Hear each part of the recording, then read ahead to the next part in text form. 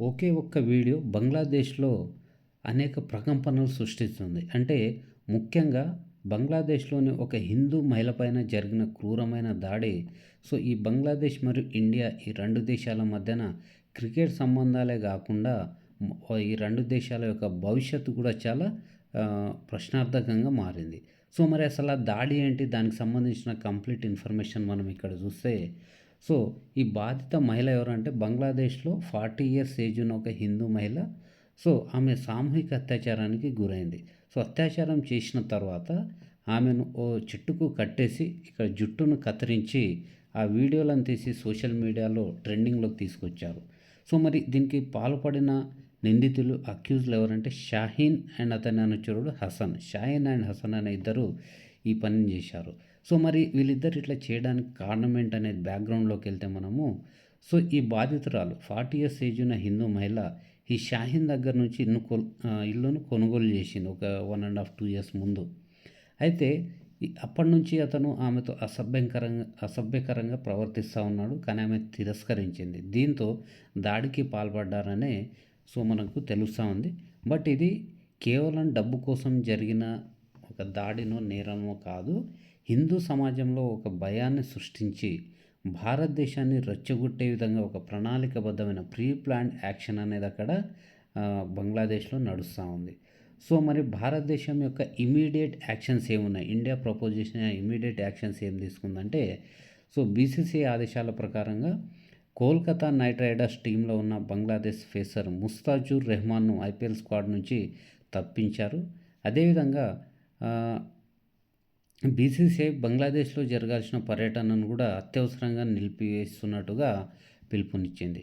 క్రీడల ద్వారా భారతదేశం తన యొక్క తీవ్రమైన అసంతృప్తిని తెలియజేయాలని చెప్పేసి నిర్ణయించుకుంది.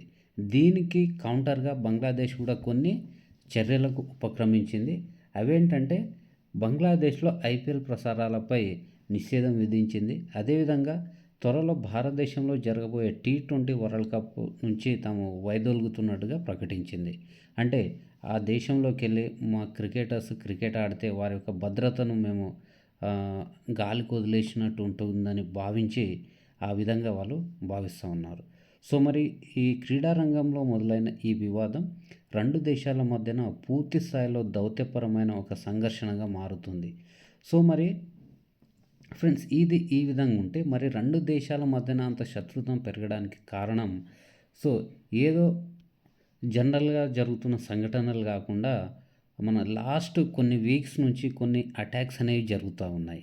ఒక సిస్టమేటిక్‌గా ఒక పద్ధతి ప్రకారంగా బంగ్లాదేశ్‌లో ఉన్న హిందువులను లక్ష్యంగా చేసుకొని జరుగుతూ ఉన్నాయి. దాంట్లో ఒకటి చూస్తే దీపుదాస్ హత్య.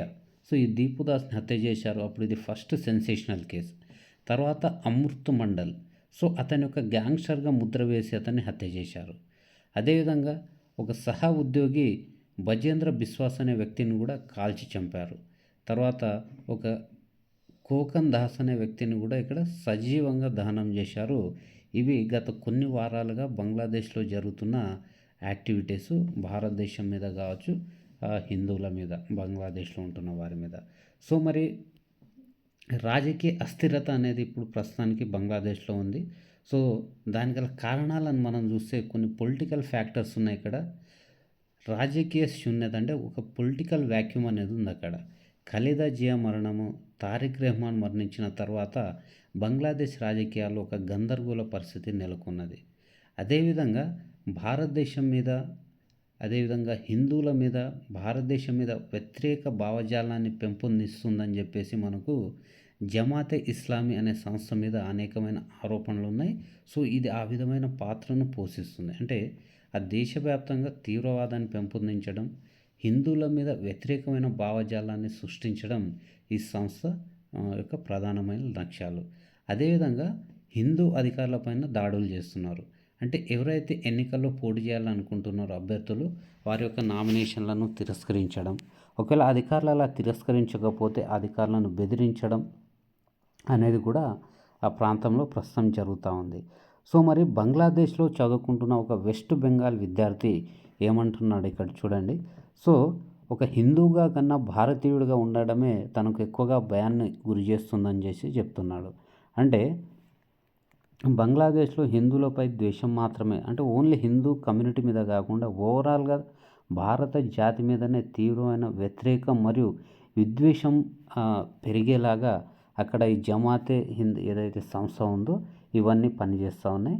సో మరి ఈ నేపథ్యంలో భారతదేశం దగ్గర ఉన్న ఒక అస్త్రం ఏంటి అనేది మనం చూస్తే గంగా జలాలకు సంబంధించిన ఒప్పందం. అయితే ఈ గంగా జలాలకు సంబంధించిన ఒప్పందాన్ని పునరుద్ధరించాలని చెప్పేసి చర్చలు జరుగుతూ ఉన్నాయి. సో ఈ నేపథ్యంలో ఈ ఒప్పందాన్ని పూర్తిగా రద్దు చేయాలి. సో మనం ఎప్పుడు వాటర్ రిలీజ్ చేస్తామో ఆ వాటర్ మంచిదా పొల్యూటెడ్ వాటర్ అనేది తెలియక గందరగోళంలో ఉండాలి, ఒక అన్సర్టెనిటీలో ఉండాలి అని చెప్పేసి ఒక డిమాండ్ ఉంది. అదేవిధంగా మనం కొన్ని చర్యలను ప్రతిపాదిస్తున్నారు స్పీకర్సు. సో కొంతమంది మేధావులు అవేంటంటే సో ఎలక్ట్రిసిటీని పూర్తిగా మనము కట్ చేయాలి. అదేవిధంగా బంగ్లాదేశ్లోని వాటర్ మీద మనం పూర్తి కంట్రోల్ సాధించి సో ఆ వాటర్ ద్వారా కూడా ఇబ్బంది పెట్టాలని, అదేవిధంగా ఎక్స్పోర్ట్స్ అండ్ ఇంపోర్ట్స్ మీద కూడా ఆంక్షలు విధించి వారిని ఆర్థికంగా కట్టడి చేయాలని చెప్పేసి చాలామంది చెప్తా ఉన్నారు. ఈ విధంగా అన్ని రంగాల్లో అన్ని వైపుల నుంచి బంగ్లాదేశ్ని చుట్టుముట్టి ఒత్తిడికి లోను చేసి భారతదేశం దారికి తెచ్చుకునే ప్రయత్నం చేయాలని చెప్పేసి అనేక మంది ఎక్స్పర్ట్స్ అయితే చెప్తా ఉన్నారు. సో మరి ఫ్రెండ్స్ ఇప్పుడు ప్రస్తుతానికి మరి హిందువుల భద్రత అదేవిధంగా భారతదేశంలోని భారతీయుల యొక్క భద్రతను ప్రయోజనాలను కాపాడుకోవడానికి మరి భారతదేశం ఏ విధమైన చర్య తీసుకుంటే బాగుంటుంది, దీనిపైన మీ యొక్క అభిప్రాయాలను కూడా కింద కామెంట్ సెక్షన్లో యాడ్ చేయండి. సో నెక్స్ట్ వీడియోలో మనం మళ్ళీ కలుద్దాం. అప్పటిదాకా జై హింద్.